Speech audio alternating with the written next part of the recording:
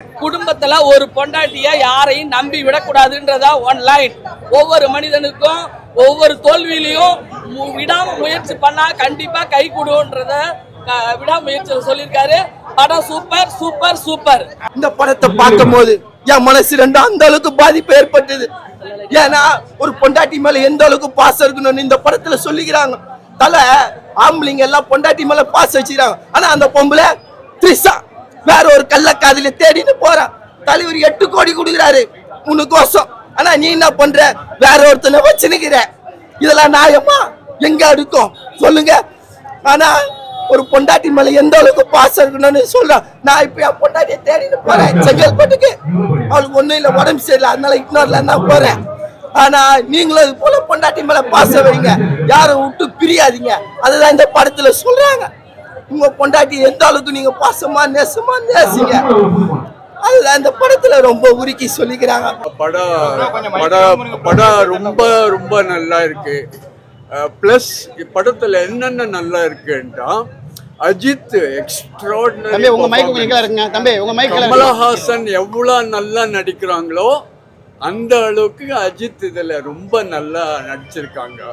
வெள்ளை முடி வச்சு நடிக்கிற ஒரு ஸ்டார், தைரியமா நடிக்கிற ஸ்டார் அஜித் தான். அண்ட் இந்த படத்துல பார்த்தா அஜித் நிறைய அடி வாங்கிட்டே இருப்பாங்க. வேற ஸ்டார்ஸ் எல்லாம் அடி வாங்க மாட்டாங்க. அவங்க அடி வாங்க மாட்டாங்க, அவங்க வில்லன்ஸ் அவங்க தான் அடிச்சிட்டு இருப்பாங்க. இதுல படத்துல ஃபைட்ஸ் எல்லாம் எக்ஸ்ட்ராடினரி. கடைசி 20-25 மினிட்ஸ் சுப்ரீம் சுந்தர் கங்குவால கூட ஃபைட்ஸ் பண்ணிருக்காங்க. ஃபைட்ஸ் எல்லாம் ரொம்ப ரொம்ப நேச்சுரலா இருக்கு, ரொம்ப நேச்சுரலா இருக்கு.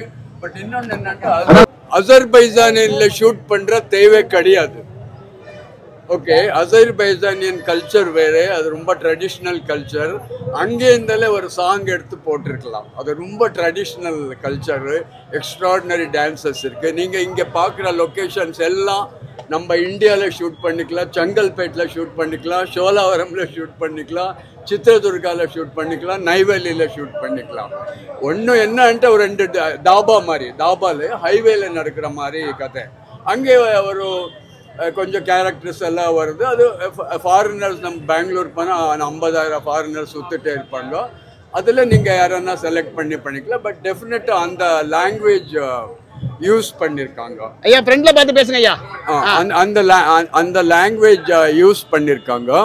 பட் கொஞ்சம் இடத்துல டைலாக்ஸ் எல்லாம் கொஞ்சம் சின்ன தப்பெல்லாம் இருக்கு. இவர் போயிட்டு அந்த பார்ல போயிட்டு சொல்றாரு, இவருக்கு அவ்வளோ அந்த லாங்குவேஜ் தெரியாது. ஹைட் அப்படி எப்படி சொல்ற 5.8 எல்லாரும் மேலே தம்பி புது கொஞ்சம் கிலோ இருக்குங்க. ஓகே ஓகே பேசுங்க. 5.8 என்றார். நீங்க 5.8 என்று நாங்க போய் டாலா இருக்கிறான்னு சொன்னா அவங்க புரிஞ்சுக்க. அவங்க கிட்ட பையன் 5.8 அதெல்லாம் கொஞ்சம் இதா இருக்கு. ஒரு சின்ன இது த்ரிஷாவை கேட்கிறாரு அஜித், உனக்கு ஒன்றும் ஆகல இல்லையான்ட்டு. பயங்கர ஸ்கிட்டா இருக்கு.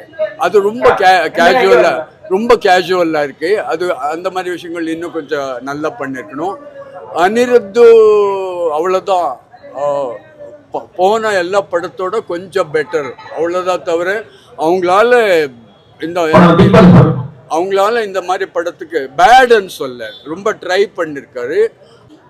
ப்ரோ ஆக்சுவலாக தளபதி ஃபேனாக வந்து பார்த்தீங்கன்னா படம் இப்போ தான் பார்த்துட்டு வெளில வரோம் சரிங்களா. படம் வந்து பார்த்தீங்கன்னா சூப்பராக இருந்தது. தலையோட ஆக்டிங்கு, அர்ஜுனோட ஆக்டிங்கு எல்லாமே வந்து பார்த்தீங்கன்னா வேறு லெவலு. எனக்கு ரொம்ப பிடிச்சிருந்த ரோல் வந்து பார்த்தீங்கன்னா ரெஜினாவோட ரோல். அவங்க ரோல் வந்து சூப்பராக இருந்தது. இது வரைக்கும் நம்ம பார்க்காத ஒரு டிஃப்ரெண்டான ஒரு நெகட்டிவ் ரோலாக இருந்தது. படம் வந்து வேறு லெவலு.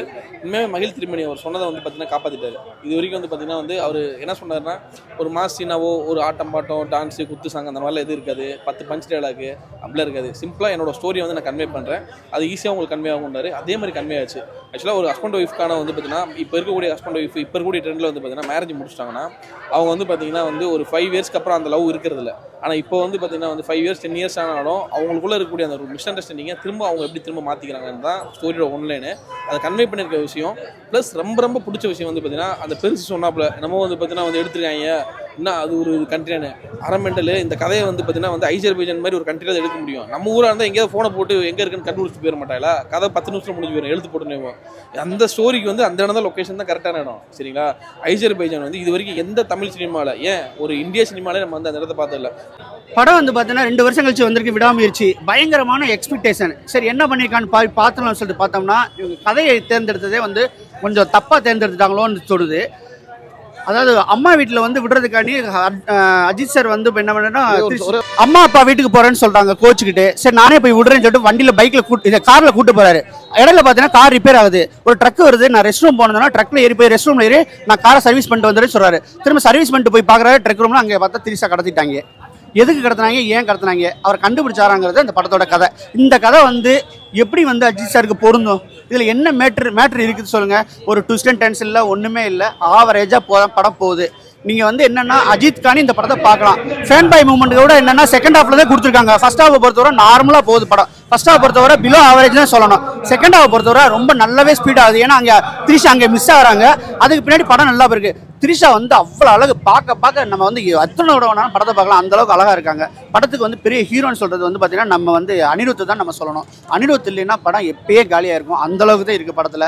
எந்த இடத்துல பாஸ் பண்ணால் பசங்க கத்துவானுங்க, எந்த இடத்துல நம்ம பிஜிஎம் போடணும், எல்லாம் கணிச்சு கைதேர்ந்த ஆள் மாதிரி அவ்வளோ சூப்பராக போட்டிருக்காப்புல. அதனால வந்து ரசிக்கும்படியாக இருக்குது. அனிருத் வந்து இந்த படத்துக்கு பெரிய பேக் போன், பெரிய பில்லர்னு சொல்லலாம். அதனால தான் என்னமோ தெரியல இந்த படம் வந்து ஒரு ஆவரேஜான படமாக வந்து இந்த படம் வந்து முடியுது. அஜித் வந்து படத்தை கோட்டை விட்டாருன்றீங்களா? கதையை கோட்டை விட்டார்னு நான் நினைக்கிறேன். அவர் வந்து தேர்ந்தெடுக்க வேண்டிய அவசியமே இல்லை இந்த படத்தில். இவர் வந்து பார்த்தீங்கன்னா ஜெயம் ரவிக்கு உள்ள படத்தை வந்து அஜித்தை வச்சு பண்ணிட்டு இருக்காங்க. அது வந்து ரொம்ப தப்பு. எப்பவுமே காஸ்டிங் வந்து நம்ம கரெக்டாக இருந்தால் தான் நம்மளுக்கு கரெக்டாக இருக்கும். யார் பண்ணுறா, இது யார் எவ்வளோ விரும்புவா, யார் இவங்களோட ஃபேன்ஸு என்ன மாதிரி விரும்புவாங்கன்னு சொல்லிட்டு ரசித்து தான் நம்ம பண்ண முடியும். நான் இதுதான் எடுப்பேன், நீ ரசிச்சுக்கடான்னு நம்ம சொல்ல முடியாது இல்லையா? ஸோ அதுதான் இங்கே நடந்துருச்சுன்னு நினைக்கிறேன். ஃபேன் பாய் மூமெண்ட்ஸ் வந்து ஜாஸ்தியாக இல்லாதது படத்துக்கு வந்து ஒரு பெரிய மைனஸ் நான் சொல்லுவேன். இல்லை ஹீரோயிசம் இல்லை அப்படின்றதே மைனஸாக இருக்குன்றீங்களா? கண்டிப்பாக ஹீரோயிசம் இல்லை. சரி ஓகே, ஹீரோயிசம் ஏன் நீ வைக்கல? ஒரு ராவான கதைன்னு நீ நினச்சி வச்சிங்களா? அந்த ராவான கதையும் இல்லை. ஒருவேளை வணங்கான் மாதிரி வச்சுட்டீங்க, வணங்கான் மாதிரி ஒரு படம் எடுத்தோம், இதில் ஹீரோயிசம் பண்ண முடியாதியா?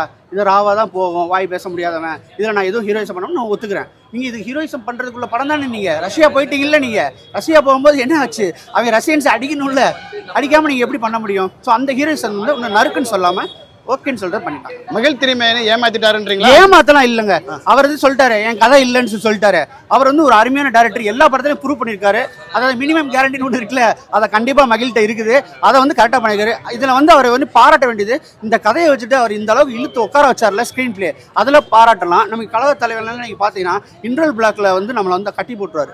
என்னடா ரொம்ப வித்தியாசமாக இருக்குது அப்படின்னு சொல்லிட்டு கட்டி போட்டுருவார். அந்த மாதிரி வந்து இதுலையும் பார்த்தீங்கன்னா கொஞ்சம் வந்து பண்ணியிருக்காரு அவர். இந்த கதைக்கு அவர் பண்ணதே பெரிய விஷயம் நான் நினைக்கிறேன். அர்ஜுனோட ஆக்டிங் எப்படி சார் இருக்கு? ஒன்றும் வேஸ்ட் எல்லாமே.